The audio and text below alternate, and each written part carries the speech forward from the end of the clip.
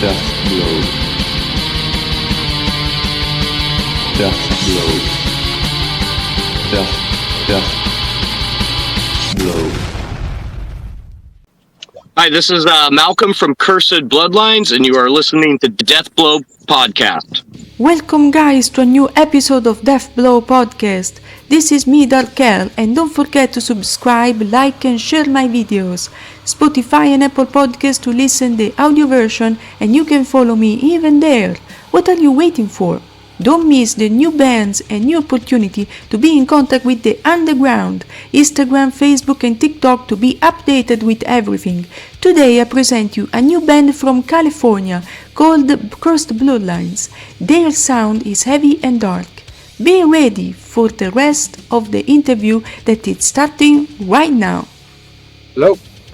Hello man, we are with Brian.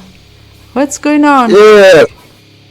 How you doing? I'm Brian with Cursed Bloodlines. Glad to be on your show. Appreciate the invite. Yes. The other guys are going to be on here very shortly, probably in the next minute. Oh, that's fine. Hello. All right.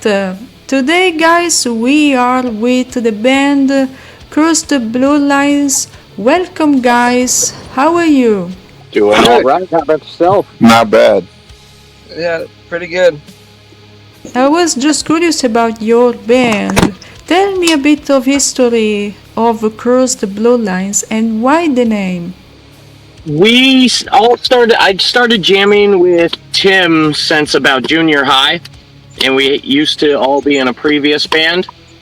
And we eventually dropped out of that band, and the existing members of that band went on to form Cursed Bloodlines. And then years later, we rejoined, and those people that were initially in eventually dropped out. So the whole lineup of Cursed Bloodlines right now isn't even the founding members of the actual band. So when you ask, what does the name mean? Frankly, I have no idea why they made it the name Cursed Bloodlines, but we took the helm and we carried the flag on it. Yeah, put a lot of time in writing in this current album, so we wanted to keep things going. Yeah, when those two band members dropped out, we had a discussion. We said, do we call it quits? Do we change the band name? What do we do? And we decided to keep the band name and just keep it rolling, keep the CD that we were working on, keep that, make sure that comes out.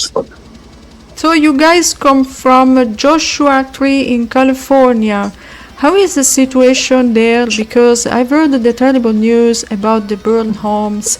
So does the metal scene need help about it? How is going on right now with the situation there? So the fires I think you're referring to, those are in LA, maybe about 3 or 4 hours away from us. So we're safe from there. We actually live in the high desert in the mountains of Southern California, so not really affecting us too much except air quality occasionally. Yeah, air quality, and I do construction, and my job might end up sending me over to clean up the fires, but I'm going to try and not do that. But yeah, the Joshua Tree area, we're about a half an hour north of Palm Springs, and I've lived out in this area my entire life. And it just seems like in the last couple of years, Joshua Tree has really exploded with its own music scene. I can't really say a metal scene, but it definitely has gotten a lot more popular in the last few years, which is refreshing because now it seems like everything's kind of coming to us rather than us having to go to it. But growing up out here in the Joshua Tree area, it wasn't like that for a long time. Like, it's very small townish, and very rural. Very rural, and there wasn't a whole lot of opportunities to even play anywhere when I was like 16 or something like that. But now it seems like there is more of a music scene, more of an artist scene flowing out there. There's the Joshua Tree Music Festival that happens twice a year. So it's stuff like that that's bringing the LA crowd more to us rather than us having to go to it. Your sound switches from groove to black metal. What is the secret of your sound, guys? Well, we all come from different musical backgrounds. We all have different influences and different styles. And no one person writes the music. We all write something, and then we all work on it together, and it becomes what it becomes. It takes on each song has a life of its own. Everything's got its own twist to it. Yeah. We don't really limit ourselves either to a genre. We like to just kind of write what we like, you know. So if we're feeling the groove, then we go with it, you know. Not really a specific genre or type. Yeah, and I find it so funny that everybody, after hearing this album, compares us so much to black metal, because we did not have that in mind at all. Like, really, we never... Maybe for one song. Yeah, one song, Partition Perfection, we were definitely leaning heavily into black metal influences. But I can't ever say that, like, we go into a song saying, okay, we're going to write a black metal song, or we're going to write a deathcore song. It just never happens like that. It's literally just... Someone writes a riff, I like that riff, we go with it. Yeah, it's very organic the way that we tend to write. We want everybody to have their voice heard whenever we're writing new music. Everybody gets an opinion, and if it works, then we roll with it. If we think that we can do better, then we do better. This album is called Virulent. What can you tell me about this record? Virulent, interestingly enough, I came up with the album title, I think it was about 2 years before COVID. So before the whole virus thing was even going on, I really wanted it to be called Virulent. And I always liked playing on words with album covers. Like one album... I haven't done it yet, but I always kind of wanted like brutotalitarianism or something like that, a little bit of play on words.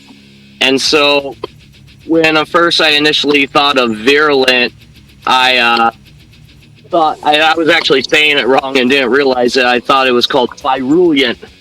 So I really like the rule in there. Sounded cool to me. And yeah, other than that, it just kind of seemed like a pretty nice name for an album, and we just rolled with it. What about the artwork of this record? Okay, so yeah, Malcolm had told me that he wanted to go with the idea of virulent for the theme of the album. So I kind of took everything that's like caustic and vitriolic in the world and condensed it down into like an acidic fog, and then put it in a situation where people can relate. They see people melting in a gas cloud. They could see that happening to themselves. Not that they want that to happen, you know, but so it's just to set the mood of the album, that kind of aggressive, caustic nature of the universe and of humanity itself. Yeah, and I think that it also has a lot to do with the actual song Virulent too, because that too, the green. Because, you know, that noxious green is what we always imagine with things that are toxic, and so leaned heavily into that.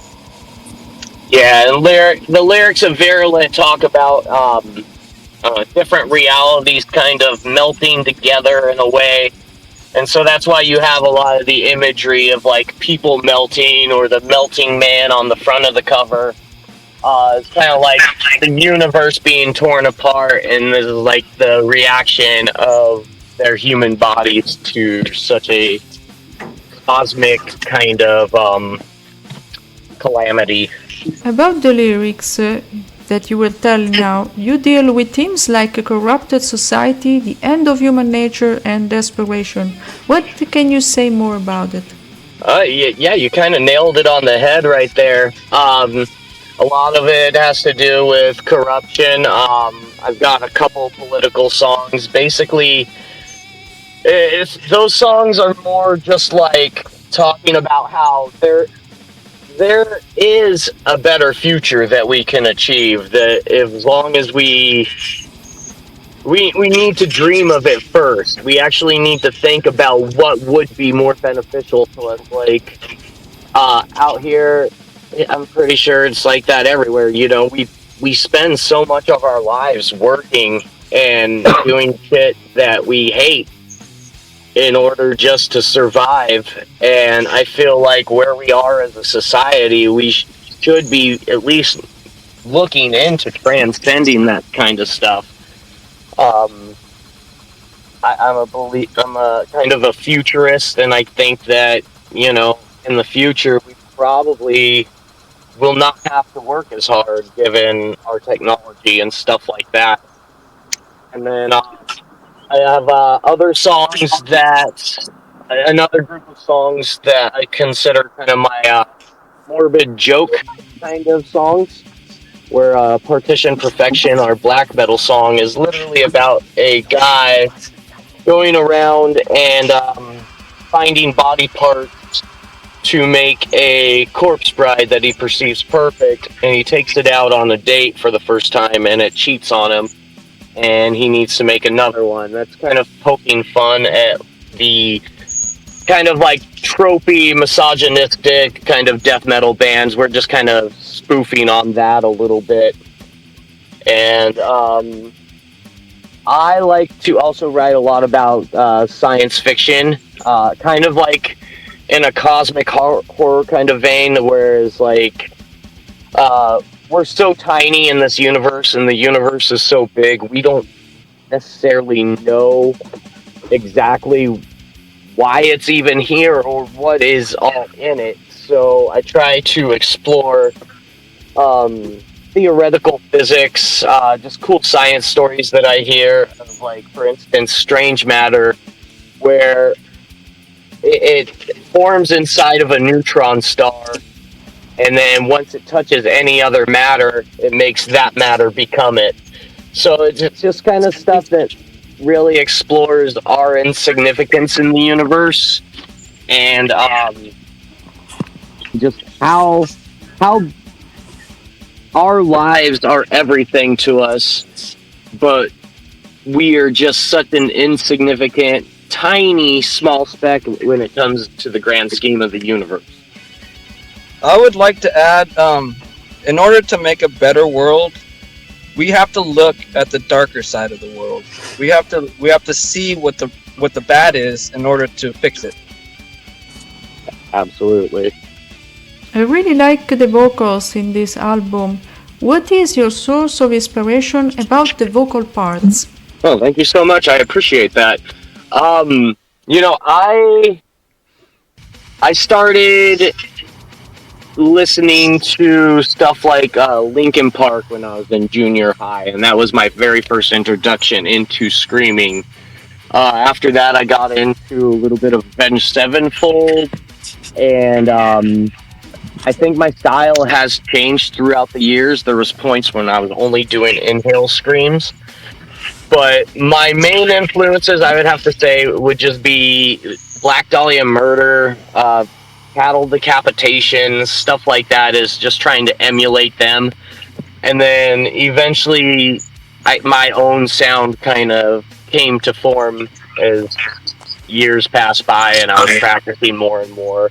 I got to a certain point to where I was hurting myself for a while, so I got with Mark of Cardivox Academy on YouTube, and he kind of helped me straighten out some things. My problem is that I was pushing way too damn hard, being a tryhard, so that's always something that I'm trying to work on. I'm always trying to better my vocals and trying to figure out what is a sound that hasn't been done yet. And these arrangements are a fusion of Pantera and death metal. It's a fresh air about metal scene. My favorite song is Strange Matter. Why the decision to mix the two? Kind of a Brian question. Well, so Brian is the guitarist and mind behind a lot of the songs, and he comes from a background of Metallica, Slayer, Pantera. More of a thrash metal. Yeah, Brian, you want to take this? Yeah, so influences. Basically, Pantera for sure. Dimebag Darrell is a god of guitarists as far as I'm concerned. And then old school thrash metal is what I grew up on and what heavily influenced me just playing guitar in general, and a lot of the stylistic approach, when it comes to writing music. But so that's kind of where that the background or a lot of those riffs kind of come into play, like the strumming of, just like the beat of it, just filling the beat out, and just kind of, I don't know, the flow of the songs typically, kind of generate around that type of inspirations. I definitely know that pre-Brian, the band sounded a little bit more metalcore. And then Brian joined in, and he brought heavy thrash influences, which completely defined what this album sounds like right now. I try to, modernize it a little bit too. I don't try to keep it completely old school. I try to push myself and listen to new influences as well, and bring that into play when writing. Did you record this album in a studio? No. We made our own makeshift studio. So we try to keep everything in house because we don't really have a budget to go outside of that. Yeah, we've got our own ways of recording in house. So yeah, we got a pretty decent setup. It is a makeshift one for sure, but it does the trick. Yeah, basically, where the stage that we're at in a band right now, we pretty much have to do everything in-house, and we kind of like it like that. It is making us better musicians in the end when we're the ones mixing the music, we're the ones recording it. We know exactly what we want to sound like, and it's just been the challenge of getting there and figuring it out and always improving. And it just keeps so many different aspects open to us when we do everything in-house, because essentially we'll have all the control for it. When did you decide that music is an important thing in your life? I kind of always grew up near music. Like, I would do solo in church choir and in school plays and stuff like that. But I never actually really got into music, I would say, until I was about 13. And like I said, I was really obsessed with, it was Linkin Park at the time. They just released the Meteora album, and I was in 8th grade, and I was chatting with my buddy, who was our old drummer, just about the album, and we liked it so much, and I didn't know very much, but he played drums, and so I said, "You want to start a band?" And he said, "Yeah." And after that, I've just always been just very music and band focused. I always have wanted this. I've always wanted to be able to do music for a living. I love to entertain. So as for me, I grew up with music. Music is part of my family, my heritage. Like, pretty much everyone in my family plays an instrument of some kind or sings. Just creativity in general, drawing, music, writing, it's all been a part of my life since I can remember.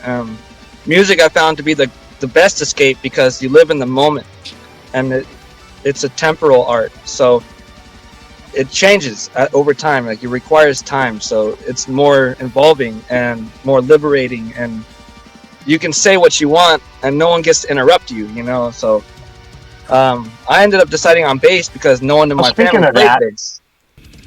Go ahead. No, I'm just joking. I was just. Oh. When I was 16 or 17, I got my first bass. It was a cheap little pawn shop bass, but it was mine. And Malcolm's like, "All right, you got a bass. You're in the band." So, yeah, just from there, I had no idea what I was doing on that thing, but I tried. I had fun with it. Music is about having fun and expressing yourself. And, metal particularly is about breaking the mold. So that's what we do. We say, screw the standards. Do what we want. Have fun doing it. Yeah, as for me, I mean, I obviously grew up in a household that loved music. I mean, my mom had record collections. My aunt, which is Malcolm's mom, I mean, we used to go over there and just rock out to Metallica and all kinds of stuff, So I always loved music. But really, in ninth grade is when I met my friend Blake, and he was, he played guitar, and he was like trying to make a band. So at that point, I decided I wanted to play too, and ended up my grandpa had a bass guitar that was been sitting in his garage, an old bass guitar and an old bass amp. So he ended up giving that to me. So oddly enough, I started off playing bass before I even touched the guitar. And from there, I mean, me and my buddy in high school were making a bunch of crappy music, first starting out, but it was a lot of fun. I mean, from there, it just kind of blossomed into what it is today. It's just been a journey. But yeah, ended up playing guitar about a year later, and I just never put it down. I'd say for myself, music was pretty heavily influenced in my family, specifically with my dad. Growing up, he was always telling me that I should learn how to play something and be like the people on TV and be that big band that everybody wants to listen to and go see. So at like 10 years old, I started playing drums. Tried to get as good as I could because all I wanted to do was get into a band. And then just about after high school, I got in my first band. It was thrash metal. Did that for a little while. And I kind of faded away with that because of work. And then kind of went from there. After a little while, I found these guys. That's really about it, though. So as far as my musical experience, when I was a little kid back in the 90s, I got bit by the grunge bug, and I was listening heavily to anything that came on MTV. Pearl Jam, Soundgarden, you name it, I was listening to it. And then as I got more interested in that music, I wanted to play guitar, so my dad bought me a guitar one Christmas. And like from the age of like 13 till now, I've just been really engrossed in it. And I learned anything I could like get my hands on. I tried to learn it. I was really into Pearl Jam, so I learned a lot of Pearl Jam songs, and which like branched out to like Jimi Hendrix, Great Vaughn. I tried to like dive deeper into their influence. And in college, I was in a avant-garde band called Macumba Macamba, and we played songs like in the style of the Stratosphere and just really out of the box kind of thinking. And I stopped once I graduated from college. I wasn't playing music very much, like professionally at all. I was still playing, but it just wasn't a main focus. I was getting into filmmaking. But when I started, I guess maybe about 8 years ago, when I started getting back into music, I moved out to Yucca Valley, where I currently am with the band. And I started playing a lot of open mic venues, getting back into my roots. And when COVID started, I was really heavy into progressive metal bands, or progressive rock, math rock bands like Polyphia, Pliny, Chon, etc. So I've been learning a lot of their stuff, learning their techniques, and then I met up with Malcolm maybe about a year ago at a karaoke joint. He told me immediately that he wanted me to join his band. I never played guitar or showed him that I could play. So it's kind of fortuitous. But yeah, now here I am. A year later, I'm playing metal and learning a new genre, a new trade. Wow, that's awesome, guys. You really dive into it. I really appreciate that. And are you guys playing live at the moment? Yes, we are playing a show this Saturday at the California-Mexico border. We have a festival lined up in Orange County in June. And then we'll try and sprinkle in some other shows between here and there. But basically, we want to play any opportunity live. We play right now. We're playing for free. It's just all about exposure and getting ourselves out there. And you know, the only way that we're gonna make this happen is if we bust our ass and really keep on going. And you know, you can't half it. You know, we need to we're treating this like a job because we want this to be our job. And do you consider your band to be a sort of a revolution, so a way to protest or a way to say your own opinion out loud to the world? Well, it's more this for me. It's more the second one. It's more. I want to spread a message of unity while giving people catharsis, something to escape their emotions or their day-to-day grind. You know, it's brings some life back into the world. That's my whole thing. And me, I'm more of the first, flat out. Yes, it would be awesome if we could revolutionize the way people think. Yeah. You know, just to get people to more or less ask questions beyond their own experiences. You know, so many people are caught up with their own things. You know, they forget that there's a whole universe. Like I'm in the construction industry, for instance, and you know, people are worried about deadlines, stuff getting done, stuff getting built. And every now and then when I'm stressed out about this, I think, like, this time is so small and there's so much other stuff going on. And everything could be a lot better if we all pulled together and made some serious changes in the world. And what about the music video that you released for this record? We have cheesy music videos for most of our songs, but I think that you are talking about the Rats in the Walls. Yes. That was the last song on our album. We really feel like it was the one that, to us, felt like our craziest and best song. So we decided to hire somebody to do an actual music video for that. And The Rats in the Walls is based off an H.P. Lovecraft poem. A story. Yeah, correct. And yeah, it's funny enough, it's about the 100-year anniversary that it came out is right around when we put that out unintentionally. But there was a local guy who did some pretty decent quality music videos. Shout out to Circulation Media. He did a really amazing job. We went into this little 5x5 room in the middle of LA, and it was inside a storage container, yeah. And we did all of the other scenery inside a local place called the Morongo Preserve.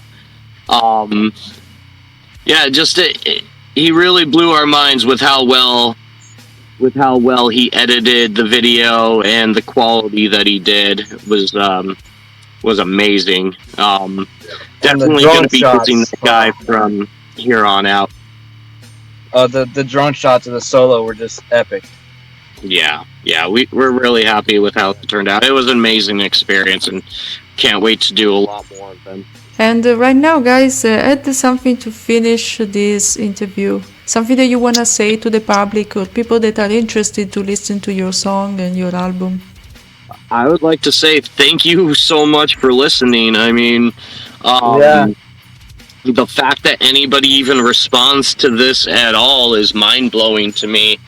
And we can't appreciate you enough for anybody who just puts a like on one of our YouTubes or gives us a follow. I mean, it helps us out immensely, and hopefully a little help goes a long way with this stuff. Yes, help us all quit our day jobs, please. Yeah, please. Yes. Boost our morale and help us get out of the trap. Exactly. Thank you so much, guys. Thank you. Thank you. Thank you Much very much. appreciated. Really appreciate it. And thank you so much to have been here with me today. Thank you. You have a great day. Thank you. Have an amazing day. All right. You too, guys. Thank you. It's been nice. Yes. Bye. Bye, guys. All Bye. right. Bye. And that's all for this episode of Death Blow Podcast. Don't forget to subscribe, like and share my videos. Spotify and Apple Podcasts to listen the audio version, and you can follow me even there. Instagram, Facebook and TikTok to be updated with everything. See you soon, guys.